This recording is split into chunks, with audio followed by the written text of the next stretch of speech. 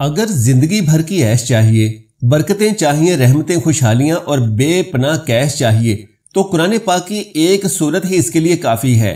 اس سورت کو پڑھنے سے کیا ہوتا ہے؟ تو پیارے دوستو، جان لیجئے کہ اللہ پاک کھانے کو زہر نہیں بنائے گا، کھانے کو بیماری نہیں بنائے گا، کھانا کولیسٹرول، یورک ایسڈ اور یوریا نہیں بنے گا۔ اللہ تبارک و تعالیٰ اس کو صحت بنائے گا جب وہ ایک بار پڑھے گا، اور جب دوسری مرتبہ پڑھے گا کھانے کے بعد تو اللہ تبارک و تعالیٰ اس کے دسترخوان کو وسیع کرے گا، اور اللہ اس کی 7 نسلوں کو کھلائے گا بھی صحیح، پلائے گا بھی صحیح اور بنائے گا بھی صحیح۔ پیارے دوستو، اللہ تبارک و تعالیٰ کا نظام دیکھیے۔ اللہ کہتا ہے کہ تو نے کھا بھی لیا، پی بھی لیا، اب میں تیری نسلوں کے لیے اگلا نظام بناؤں گا۔ بندہ پڑھ رہا ہوتا ہے، کہتا ہے مولا اتنے سال سے عمل کر رہا ہوں، مجھے تو کچھ نہیں ملا۔ میرا اللہ کہتا ہے کہ میرے ساتھ جو فیصلے کرے گا وہ سچے اور کھرے ہیں، میری ادھاریں نہیں ہوتی بلکہ نقد ہوتی ہیں۔ تو جلدی نہ کر، میں تیری نسلوں میں ادھاریں چکاؤں گا، میں تیری نسلوں کے وعدے پورے کر کے دکھاؤں گا، میں تیری نسلوں کے ساتھ سچے معاملے پورے کر کے دکھاؤں گا، میں تیری نسلوں کے ساتھ سچی زندگی کا سچا نظام بنا کر دکھاؤں گا، تو پریشان نہ ہو۔ اللہ اکبر۔ دیکھیے جتنی بھی ہستیاں اس وقت زندگی میں موجود ہیں اور جن کے نام ہوئے اور جن کے نام کو آج بھی دنیا جانتی ہے، وہ نور الدین زنگی ہے، وہ سلطان صلاح الدین ایوبی ہے، یا آل رسول کی باقاعدہ اور پر نور ہستیاں ہیں۔ ان ناموں کے پیچھے اللہ کا نام ہے، اور یہ وہ ہستیاں ہیں جنہوں نے اللہ کے نام کو پیٹھ نہیں کی بلکہ اللہ کے دین کو جانا اور اپنی زندگی اللہ تبارک و تعالیٰ کی یاد میں گزار دی۔ رب نے انہیں بھی پالا اور ان کی نسلوں کو بھی پالا اور ان کی نسلوں کو بھی پالا۔ پیارے دوستو، ایک دیوار گرنے والی تھی تو حضرت خضر علیہ السلام نے اس دیوار کو درست کر دیا۔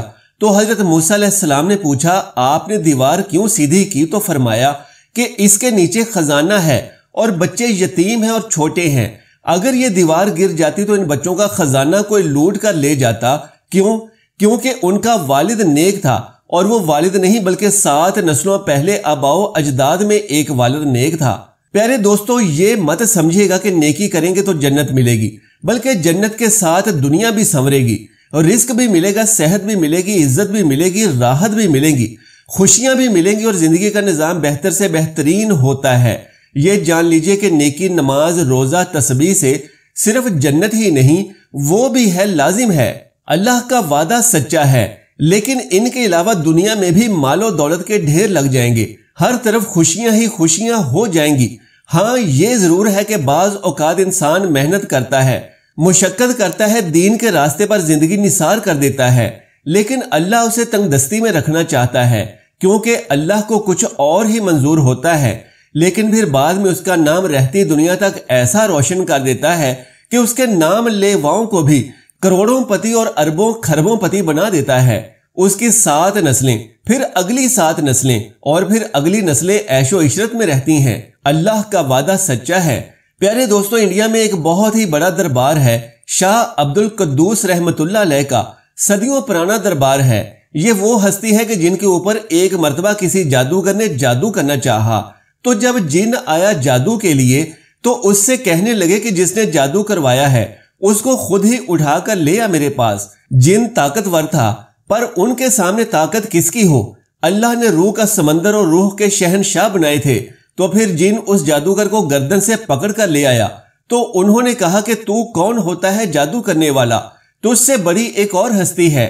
جن نے کہا کہ سرکار یہ بیٹھا ہے، اس نے آپ پر جادو کیا ہے۔ تو انہوں نے کہا کہ شرم نہیں آتی مجھ پر جادو کرتے ہوئے؟ یعنی اللہ کے جو نام لیوا ہوتے ہیں ان پر جادو کرنے والے خود ان کے قدموں میں پہنچ جاتے ہیں۔ پیارے دوستو، قبیلہ قریش پر اللہ کی خاص رحمتیں اور برکتیں نازل ہوئیں۔ اس کی فضیلت میں ایک حدیث بہقی کی کتاب خلافیات میں ہے کہ رسول اللہ صلی اللہ علیہ وآلہ وسلم نے فرمایا، اللہ تعالیٰ نے قریشیوں کو 7 فضیلتیں دی ہیں۔ ایک تو یہ کہ میں ان میں سے ہوں، دوسرے یہ کہ نبوت ان میں ہے، تیسرے یہ کہ بیت اللہ کے پاسبان یہ ہیں، چوتھے یہ کہ چاہے زمزم کے ساقی یہ ہیں، پانچویں یہ کہ اللہ نے انہیں ہاتھی والوں پر غالب کیا، چھٹے یہ کہ 10 سال تک انہوں نے اللہ کی عبادت کی جبکہ اور کوئی عبادت اللہ کی نہ کرتا تھا، ساتویں یہ کہ ان کے بارے میں قرآن کریم کی یہ سورت نازل ہوئی۔ پھر آپ صلی اللہ علیہ وآلہ وسلم نے بسم اللہ پڑھ کر سورہ قریش کی تلاوت فرمائی۔ بحوالہ مستدرک حاکم۔ ترجمہ: اس لیے کہ قریش کو مانوس کر دیا، ان کو جاڑے اور گرمی کے سفر سے مانوس کرنے کے باعث ان کو اس گھر کے مالک کی عبادت کرنی چاہیے جس نے ان کو بھوک میں کھلایا اور ان کو خوف سے امن دیا۔ یہ قریشیوں کو الفت دلانے اور انہیں اجتماع کے ساتھ با امن اس شہر میں رہنے سہنے کے لیے تھا، اور یہ مراد بھی کی گئی ہے کہ یہ قریشی جاڑوں اور گرمیوں میں دور دراز کے سفر امن و امان سے طے کر سکتے تھے، کیونکہ مکہ جیسے محترم شہر میں رہنے کی وجہ سے ہر جگہ ان کی عزت تھی، بلکہ ان کے ساتھ بھی جو ہوتا تھا امن و امان سے سفر طے کر لیتا تھا۔ اسی طرح وطن میں ہر طرح کا امن انہیں حاصل ہوتا تھا۔ امام ابن جریر رحمت اللہ علیہ فرماتے ہیں، گویا یوں فرمایا جا رہا ہے کہ تم قریشیوں کے اس اجتماع اور الفت پر تعجب کرو کہ میں نے انہیں کیسی بھاری نعمت عطا فرما رکھی ہے۔ انہیں چاہیے کہ میری اس نعمت کا شکر اس طرح ادا کریں کہ صرف میری ہی عبادت کرتے رہیں۔ پھر فرمایا، وہ رب بیت جس نے انہیں بھوک میں کھلایا اور خوف میں نڈر رکھا، انہیں چاہیے کہ اس کی عبادت میں کسی چھوٹے بڑے کو شریک نہ ٹھہرائیں۔ جو اللہ کے اس حکم کی بجاوری کرے گا وہ تو دنیا کے اس امن کے ساتھ آخرت کے دن بھی امن و امان سے رہے گا، اور اس کی نافرمانی کرنے سے یہ امن بھی بے امنی ہے، اور آخرت کا امن بھی ڈر، خوف اور انتہائی مایوسی سے بدل جائے گا۔ ایک حدیث میں ہے، رسول اللہ صلی اللہ علیہ وآلہ وسلم نے فرمایا، قریشیو تمہیں تو اللہ یوں راحت و آرام پہنچائے، گھر بیٹھے کھلائے پلائے، چاروں طرف بدامنی کی آگ کے شعلے بھڑک رہے ہوں اور تمہیں امن و امان سے میٹھی نیند سلائے، پھر تم پر کیا مصیبت ہے جو تم اپنے اس پروردگار کی توحید سے جی چراؤ اور اس کی عبادت میں دل نہ لگاؤ بلکہ اس کے سوا دوسروں کے آگے سر جھکاؤ۔ بحوالہ مسند احمد۔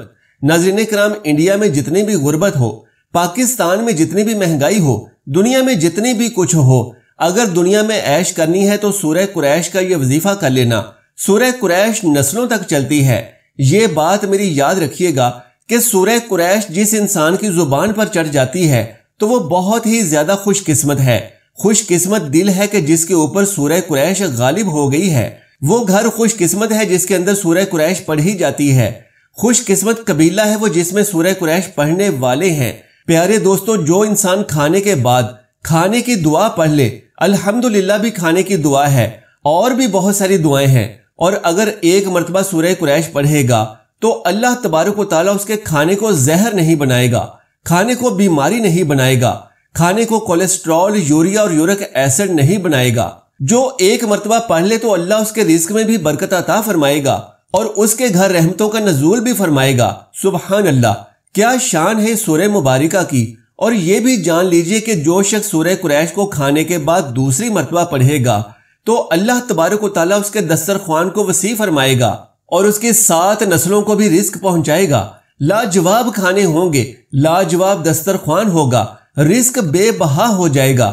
اور جب کوئی انسان تیسری مرتبہ بھی کھانے کے بعد سورہ قریش پڑھے گا تو اللہ تبارک و تعالیٰ اس کی 7 نسلوں کو کھلائے گا بھی صحیح، پلائے گا بھی صحیح اور پہنائے گا بھی صحیح۔ تو یہ عمل بہت ہی آسان سا ہے، صرف کھانے کے بعد سورہ قریش کو 3 مرتبہ پڑھ لینا ہے۔ ہاں، یہاں اب ایک اور بات بھی بتا دوں کہ جو انسان 3 سے زائد مرتبہ پڑھ لے تو اس کے لیے زیادہ برکتیں اور فضیلتیں ہوں گی۔ کم سے کم 3 مرتبہ اور زیادہ سے زیادہ جتنی مرضی دفعہ پڑھ سکتے ہیں۔ یہ جان لیجئے کہ سورہ قریش کی طاقت نسلوں تک چلتی ہے۔ یہ سورہ مبارکہ آپ کے تمام پریشانیوں، مصیبتوں اور آفتوں سے حفاظت فرمائے گی۔ یہ رزق کی فراوانی کا ذریعہ بنے گی۔ جان لیجئے کہ یہ سورہ مبارکہ بہت ہی طاقتور اور برکتوں والی سورت ہے۔ اللہ تبارک و تعالیٰ سے دعا ہے کہ نیکی کی بات کو سننے، سمجھنے اور اس پر عمل کرنے کی طاقت و توفیق مرحمت فرمائے۔ آمین یا رب العالمین۔ محترم ناظرین، آخر میں آپ سے درخواست ہے کہ میری اس معلوماتی ویڈیو کو لائک اور شیئر کر دیجئے اور میرے اسلامی و اصلاحی چینل کو سبسکرائب کر لیجئے۔ جزاک اللہ خیرن کثیرا۔ اللہ ہم سب کا حامی و ناصر ہو۔